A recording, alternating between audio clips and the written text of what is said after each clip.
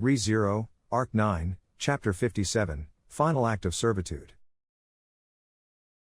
The reason why Ferris assisted the Alderbusters was, of course, none other than for the sake of his master, Crush Carsten. Originally, Ferris and Wilhelm had visited the royal capital with the intention of negotiating directly at the royal castle, hoping to join the survey team en route to the Pleiades watchtower that had been cleared for entry. It was during this time that the Aldebaran troop attacked the royal capital, a raid that unleashed a battle between the sword demon and the divine dragon, and saw the Sin Archbishop of Gluttony break loose from his prison. There is a matter I wish to share with you, and something I would like to ask for your assistance with. It was Otto, the internal affairs minister of the Emilia camp, who gave Ferris and Wilhelm the rundown, requesting their cooperation.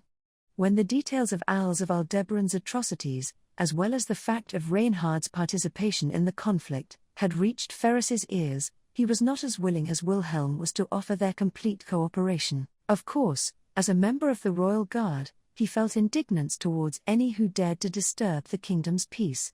However, he was powerless in combat, and even his healing arts, which ought to have been his lone strong suit, were insufficient to save his master, the one whom he held dear above all else, so what more could he do? In fact, in the battle that immediately followed, Wilhelm was defeated by the divine dragon, suffering serious injuries that left him unconscious, which only served to further reinforce Ferris's sentiments. However, a situation arose that forbade Ferris from keeping his gaze downcast any longer.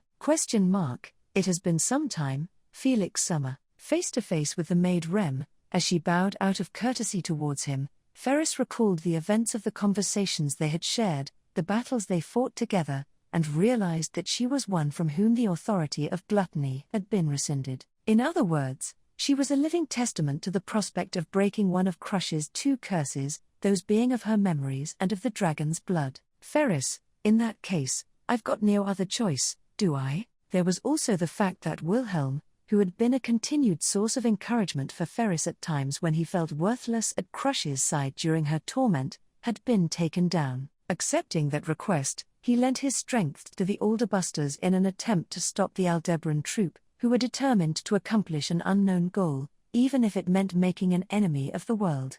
To that end, he resolved himself to do whatever it might take. But then again, Ferris, of all things, I never thought I'd be used as the trump card like this. As he was hit by the tremendous eruption of smoke, violent wind, and pouring rain, Ferris covered his mouth with his hand to block the dust as he reflected on the unexpected role that had been levied upon him. With Petra's power of compression, it was possible to move objects swiftly or complete discussions in the blink of an eye. Using this, the Alderbusters repeatedly employed the unfair tactic of transporting their wounded to Ferris to be healed before being sent back to the battlefield, progressively sinking their teeth into their formidable opponents. That alone was already quite the major duty, but to be entrusted with delivering the decisive blow to Aldebaran, someone who possessed an outrageous ability, was something he could have never imagined. Upon Aldebaran, he cast perpetually active healing magic.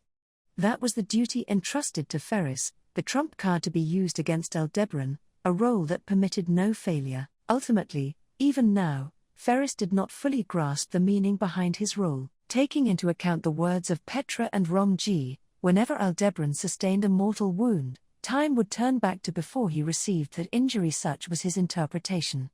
By exploiting this, Aldebaran had been able to continue tiding over many a tight spot, allowing him to sidestep even Reinhard. Frankly, Ferris found himself perplexed over what everyone was seriously considering as a possibility.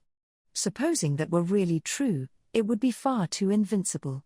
Nobody could defeat that sort of thing, could they? All the more so if they were saying that Ferris's healing magic was the only way to overcome that invincible power. He thought it would be far too big a gamble, that just maybe, it might have been a foolish act to fully restore the enemy that everyone had worked so hard to corner. Still, what if, by some chance, Ferris actually could deal the decisive blow to this battle? Don't lament, Ferris. Your heart is precious. Be proud of your talents. You have the kindest power in all the world. Ferris, Your Highness, in the past, there was someone who spoke of Ferris's power that way, taking pride in it. Both back then, and even now, Ferris's power still fell short of the title of Blue. Even so, he wished to believe that there had been meaning in the fact that he had continued to polish it, not viewing it a curse. To that end, Roy. If you're there, then come out. Come and eat my name. Unseen within the cloud of dust, mixed with the roaring wind and the screams of the land, a voice could be heard. It seemed that Ferris's healing magic had certainly proved effective as a trump card. This was evidenced by Aldebaran's violent discomposure and his desperate cries through the wind. But the opponent had not given up just yet. As Ferris also stretched out his slender knees to stand up, he began to ponder. Ferris, what else can I still do for the people I hold dear? So he spoke. Aldebaran, Rigel. Natsuki Rigel. Raising his voice amidst the dense enshroudment of dust, Aldebaran assiduously strained his vision. The pouring rain, gusting winds, and rumbling earth roared, rendering him unable to discern the sounds in his surroundings. Even while bearing those unreliable senses of sight and sound, he still raised his voice as if to tear his throat apart. The abominable power of healing that had been cast made it so that instead of spewing forth blood, his shrieking throat was instantly being repaired. While being bestowed such an ironic boon, he continued to scream with all his might. Aldebaran, Ruoy. Find me. It's Rigel. Natsuki. Rigel. Each time he said it aloud, he felt a heartache as if sandpaper filing away at his soul unseen, yet amidst it all, Aldebaran continued to cry out that name. Time after time, he cried it out. Natsuki Rigel. Before he wore the mantle of the following star, that was the true name belonging to Aldebaran. Aldebaran, HK. Nothing about it felt real. Only, it caused a sense of irksomeness to cling to a corner of his mind. For Aldebaran, rather than the name given to him by his parents that none had ever used to address him directly, it was the name that the witch had called him by countless times, Aldebaran, that was far more familiar to his ears. Even that name had been transformed into a wound when the witch had been reduced to the witch of greed. As for who he originally was, he no longer knew. But self-recognition had no bearing upon it. The only thing that mattered was how Odlogna had recorded this pathetic life. That was why, Aldebaran, I'm Natsuki Rigel, that which he deemed only an abhorrence to give as his name. Aldebaran recognized it as part of himself. Even if one rejected, shunned, or hated them, nobody could choose their parents in life. Aldebaran. Continuing to scream even now, Aldebaran frantically searched for Roy amidst the fog. Swept up in the devastating windstorm from a moment ago, all present on the battlefield had been scattered. Aldebaran had also been thoroughly tossed around, and the Witch of Tristitia, Ferris, and Roy were of no exception either. At present, there ought to have been nobody else capable of mobilizing here. But his opponent had preserved their trump card, Ferris, until the very last minute. It would not have been strange at all if they still had some cards left concealed. Now that Aldebaran's territory had been sealed, such a thing could serve as the deciding factor. Aldebaran, he thought that he might have been able to at least force the territory's imposition upon Ferris, but it was no use. Upon being sidestepped by the Witch of Tristitia, the sensation of freedom he had grasped over the bug had once again receded into the distance. Even if that was not the case, there was a strong randomness to the target selection. He could not bear to witness the Witch of Tristitia be chosen again. On top of that, Ferris's healing magic, that which persistently sustained Aldebaran's recovery, was sourcing the mana necessary for its operation from Aldebaran himself, and now, because of his connection with Aldebaran, that was practically inexhaustible. Aldebaran, if I can't rely on the territory, intending to exhaust the entirety of the very mana that was impeding him, he would clear away the obstacles with great magic. Formulating such an idea, Aldebaran visualized many techniques within his mind. They were all things he had learned from the witch, knowledge that had been shelved on account of lacking the requisite resources for activation, but now with his connection to Aldebaran, he possessed the ability to employ them. As was the case against Reinhard, he would wield them to the utmost, and break this deadlock without use of the territory. Aldebaran, Blurg. HK. The moment he thought that, a nauseating sensation of vomiting filled Aldebaran's mouth. At the vehement dizziness and tinnitus in his ears, Aldebaran nearly fell to his knees with an "Ah?" Under the impression someone had attacked him, he scanned his surroundings in a panic, yet no one could be found. Then, he made the realization: right now, the true culprit behind Aldebaran's disorientation was an unfathomable sense of pressure. The pressure of being unable to make the wrong choices was crushing Aldebaran's heart. "Aldebaran, you've gotta be kidding me." Staring down at his trembling right hand, Aldebaran was struck speechless. In this high-risk situation, at this critical juncture where everything he had worked towards could be rendered meaningless, in peak physical condition thanks to that horrendous healing magic, in a scenario that demanded optimal and expedited decision-making, to think he would lose his ability to think straight due a lack of nerve, what a terrible joke. But, in truth, it was not a joke or anything of the sort. Even if it seemed as though a nightmare, it was reality. After all, Aldebaran had never definitively decided upon anything without the use of his authority. Prior to the commencement of this battle, in the Wallachian Empire, in the royal selection, on the Gladiator Island, and even before all that during his days with the witch, every choice of Aldebaran's had always been the optimal decision, safeguarded by his authority. No matter how he might have failed, he would always redo, choose a different option, and nullify his mistakes. Living his life through those accretions was Aldebaran's very nature. And right now, that would not apply. Aldebaran, he did not know what extent of wind he needed to generate in order to wipe away the dust without resulting in anyone's death.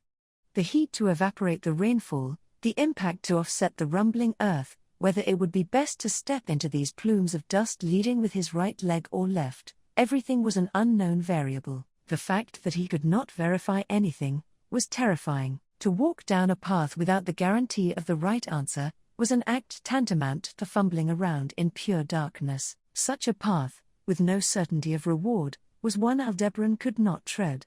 After all, with his authority rendered ineffective, Aldebaran was nothing more than a helpless, wooden doll. Neither the two witches, nor the beloved woman, had that wooden doll been able to save. Aldebaran, HK. Once he began to think, nothing but undesirable notions flashed through his head. Was feeding his name to Roy truly the most optimal stratagem? Were there no other measures he could take? Should he use the curse mark as a shield and let Roy wreak havoc to capitalize on the chaos? What about discovering an unprecedented manner of death to slip through a gap in the perfect healing magic? Would it not be better to flee through the clouds of dust, etc., etc., with his emotions racing ahead? Look at that, it is Aldebaran. Those impatient emotions of his came to a halt at a sensation akin to being dashed in cold water. Hesitation and fear, all of Aldebaran's negative emotions that boiled over upon the ceiling of his authority, as if being dragged out by those, the greatest regret he had kept submerged down at the very depths of his being, became tinged with heat, a heat so intense that it would sear with a mere touch, enough to warm one's skin just by drawing near to it, yet contrary to that, feeling a chill that seemed to penetrate down to every last drop of blood in his body. Aldebaran sighed. It is mine. Aldebaran, stop. Mine. Aldebaran, Stuop, plugging his ears, averting his eyes, and nearly forced to confront something he had buried at the very bottom of his heart to avoid facing, Aldebaran screamed, rejecting the voice that sounded within him, rejecting the smile that flashed across his vision, rejecting the warmth that tried to enter his being. He bared his teeth. That instant, he forced his eyes open, and caught a glimpse of a faint silhouette beyond the fog. In an instant, the figure was lost amidst the veil of dust, but not a shred of doubt existed within him. It was Roy. It was gluttony. To pull Aldebaran away from these surging regrets, no, from this worst possible situation that he was currently wrapped up in, there existed a sole ray of hope, and he had glimpsed it. That instant, he broke into a dash. Aldebaran, Roy. I'm right here. Eat me. Come eat my name. The hesitation of which legged a step forthwith, the cowardice of seeking a way to die, the weakness of trying to escape to enact a different stratagem, the carelessness of questioning his own choice, all of it was shattered in an instant with the impact of his foot kicking off the ground. That moment, Aldebaran gained the composure to seize the choice fluttering before his eyes, deciding to flee from the most terrifying outcome. Up until this point, Aldebaran had always relied upon the power of his authority to avoid ever locking in the choice he made on the first go.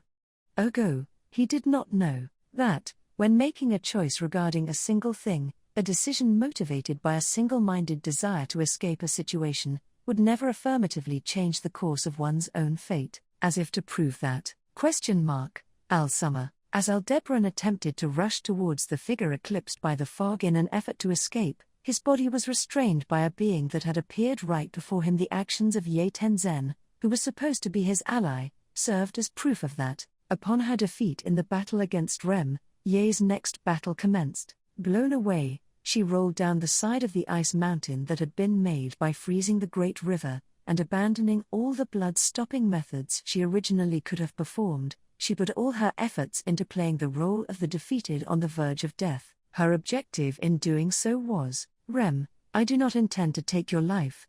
It would sadden that person, after all. When the Oni girl spoke those words and applied her healing magic, Ye won her initial wager. In all honesty, considering her lack of relent during combat, it was difficult to believe that she had no intent of taking her life, but since Ye had actually made it out with her life, she could not complain.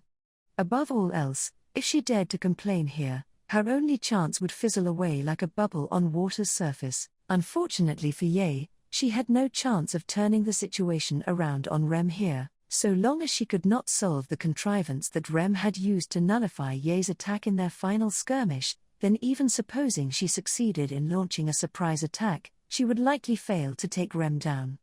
Thus, it would be none other than an act that wasted any chance at a once-in-a-lifetime opportunity. Ergo, Ye's aim lay elsewhere. It lay in one final act of servitude, devoting the entirety of her soul with what little she had left to offer. As expected, Rem was also wary of a counterattack, and so the effects of the healing magic were kept to a minimum, leaving her condition at just closing up her bleeding wounds and stopping the countdown towards death.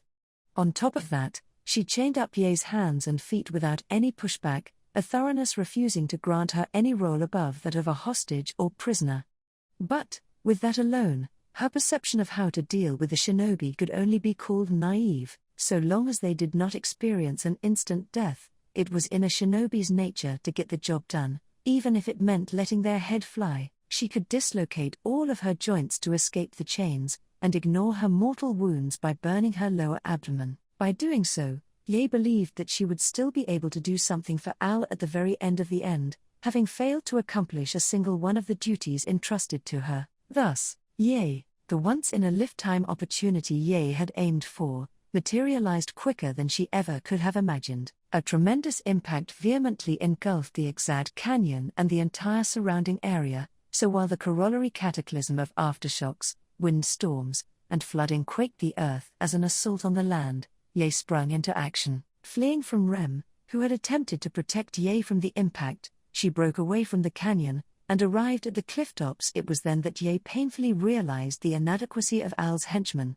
herself included. Amidst the dust storm that seemed to be covering the entirety of the vast canyon, she saw that Al, far from reaching the Grand Mogolid Giza, had been kept occupied by the enemy immediately after climbing up. If Ye, if Aldebaran, if Roy Alfard, if Heinkel, if the henchmen whom Al had gathered had been able to fulfill their roles, this ordeal would have never transpired. That was precisely why. Ye, her vision disrupted by dust, her hearing disrupted by rumbling, and her sense of smell disrupted by surging billows of the wind, Ye consolidated what little information she could from her five senses, and accurately pinpointed the person she needed to find there. Likely, there was nobody who could make the best of this situation like a shinobi could. Feeling grateful for her abduction into the shinobi village for the first time in her life, Ye gallantly hastened to that person, this time for sure, no matter what, in order to become his strength. Roy. I'm right here. Eat me. Come eat my name. She had no choice but to be useful to Al. That was what she had believed, and yet, Al Summer, piercing through the enshroudment of dust, she caught the man's rushing body head-on. Feeling the warmth, weight, and the pulsations of life from the touch of his skin, Ye hesitated from the bottom of her heart over what she ought to do. Aldebaran, Al, pitching forward from forcibly being stopped, immediately peered into Ye's side profile, and muttered those words as if witnessing something utterly unbelievable. His trembling voice was filled with equal parts wonder and turmoil. However, the same could be said for Ye. No, considering her resolve from a moment ago, it could be said that Ye was even more troubled than Al. She more or less had a grasp of the situation Al was currently in. He had been cornered by some means, and was now attempting to maneuver out of these chaotic circumstances.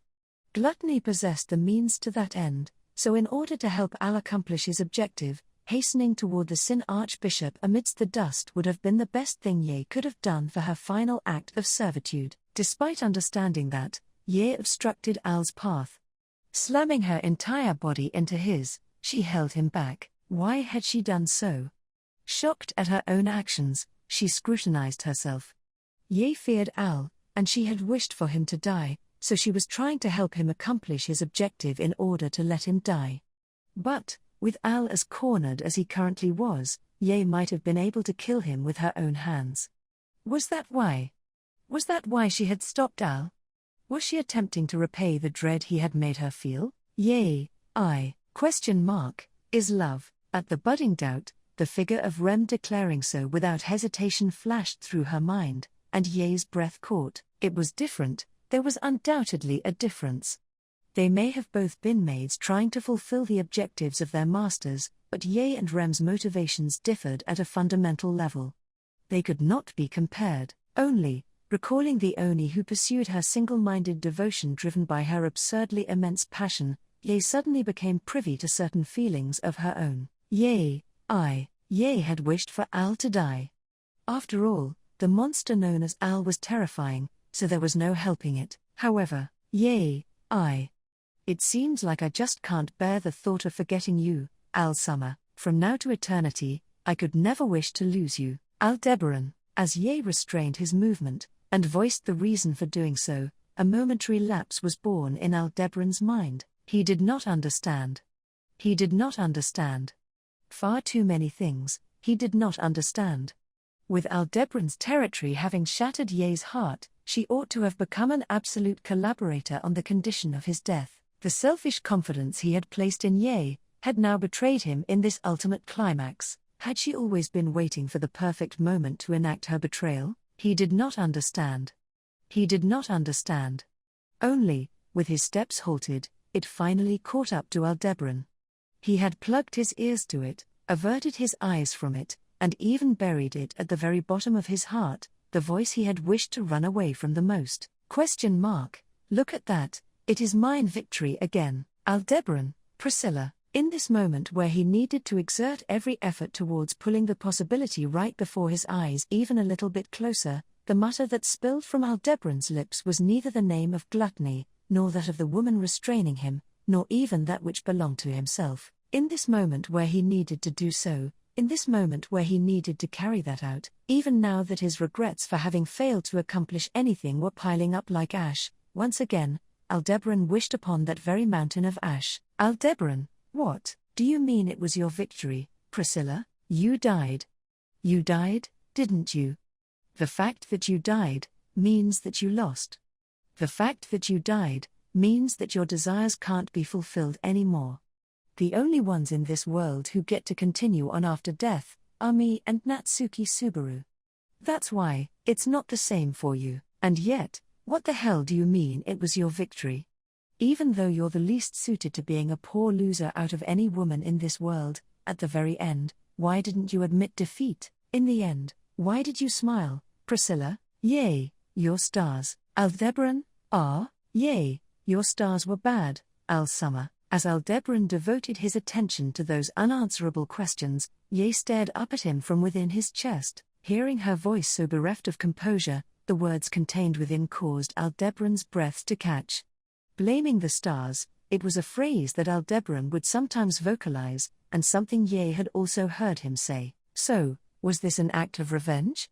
Now that she had halted Aldebaran, she would say those words out of retaliation. No, Ye's crimson eyes were telling him that such was not the case. The sincere radiance alight within those eyes, it was of the same quality as what had once illuminated the eyes of the witch. They spoke to him. It isn't your fault, Aldebaran. Aldebaran, HK, there's no way that could be true. Such violent emotions immediately welled up within him. The situations leading up to this point, the circumstances up until now, the merits and demerits of things having turned out the way they had, the fault for absolutely all of that lay with Aldebaran, and with Natsuki Subaru. It being any other way was an impossibility. Thereupon, Al, unobstructed by even the maelstrom of dust, a voice of silver bells tore through his momentary ardor in the blink of an eye. Jumping to her feet before scurrying to hop out of the canyon, Emilia was shocked by that sight. Emilia, just when I thought I felt a really big tremor, as dust filled her vision to the brim, the voice of the wind would not cease its roaring. Furthermore, with the tremors of the land that seemed only to be getting bigger, things had visibly gotten quite bad during the time she was unconscious, but that would not discourage her. She would not lose heart. Emilia did not have the time to feel disheartened. Emilia, I have to hurry to Al. The reason why their allies had entrusted Emilia and Rem with stopping Al was because everyone believed that the two of them were the most suited to the task. And then, the reason why Rem had sent Emilia off to go chase Al as he flew away was because Rem placed her faith in Emilia to do so, carrying all of that upon her back, and since she fired herself up in order to save Subaru and Beatrice, she could not allow Al to get away. Emilia found him. Al and that girl? Emilia plunged through the dust with determination, and beyond it she found the figures of Al and Ye embracing, causing her all the more surprise. Rem ought to have been keeping Ye at bay. The fact that Ye was now here caused her to worry about Rem. Ferris had placed powerful healing magic over her, saying it was a good luck charm, but even so, Emilia was still concerned for her safety. Emilia, I have to catch up to them and find out right away. It happened the moment she firmly kicked off the ground. Within Emilia's vision, from beyond the embracing Al and Ye, a great shift sweeping aside the dust was approaching. That was the true source of the tremors that refused to subside below her feet, the origin of the ceaseless screaming of the land. Drawing ever closer, as it violently quaked the earth, was a flash flood of tremendous volume, bearing witness as it attempted to mercilessly wash away everything on the battlefield. Emilia picked up the pace of her steps without even thinking. Emilia, Al, as he raised his visage in surprise at her call, she crossed gazes with the eyes veiled behind his helmet. Leaping over the embracing pair, Emilia faced off directly against the flash flood surging forth. And then, Emilia, icicle line, Aldebaran. The atmosphere raised a high-pitched shriek, and an unbelievable scope of glaciation was enacted against the flood. They were inundated by a deluge of mythical proportion, as if a great lake had been upended like a bucket. To combat it, the beautiful girl with her silver hair fluttering behind her rapidly froze all of the water pouring in, fashioning it into a glacier. Emilia, however, that was an unfavorable game of cat and mouse between glaciation and flash flood. Even if the cold air Emilia produced froze part of the flood, the next wave would just crash over the ice, forcing her to freeze that too. This cycle, repeating again and again, created an ice umbrella, a glacier that constantly expanded as water flowed over it. Emilia, with Emilia as the origin, the ice umbrella expanded radially as she emitted cold air in parallel with the flow of the flood water, arching over Aldebaran's head before it continued past him. The larger that structure grew, the heavier it became, and as cracks began to form in the umbrella, it was only a matter of time before it came crashing down with immense weight. Emilia, for a moment, Emilia glanced back, locking eyes with Aldebaran. Perhaps thinking something of that, Emilia tightly pressed her lips together. Emilia, she reinforced the umbrella of ice as it loudly creaked and fissured, and continued the construction of the great glacier that had been on the verge of collapse. To keep the umbrella from falling, pillars of ice shot out from the ground one after another as support beams. However, Aldebaran focused his attention elsewhere. Emilia styled herself the Witch of Glaciation, and in fact, she exhibited enough power to back that title up.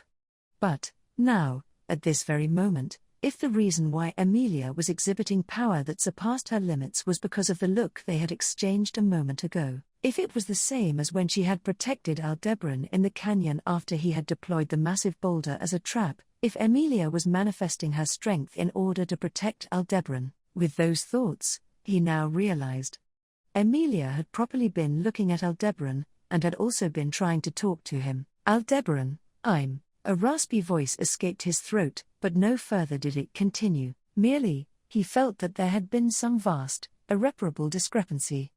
A discrepancy from even before his authority had been sealed, one he could no longer redo, one he could no longer reverse. Look at that, it is mine victory again. What do you mean it was your victory? Ultimately, he never knew, but, Priscilla, when you said those words, when you smiled with that triumphant look strewn upon your face, you were so truly, that will be as far as you go. That instant, the absurd iron hammer mowed down nearly everything in the vicinity, piercing the battlefield as a streak of light.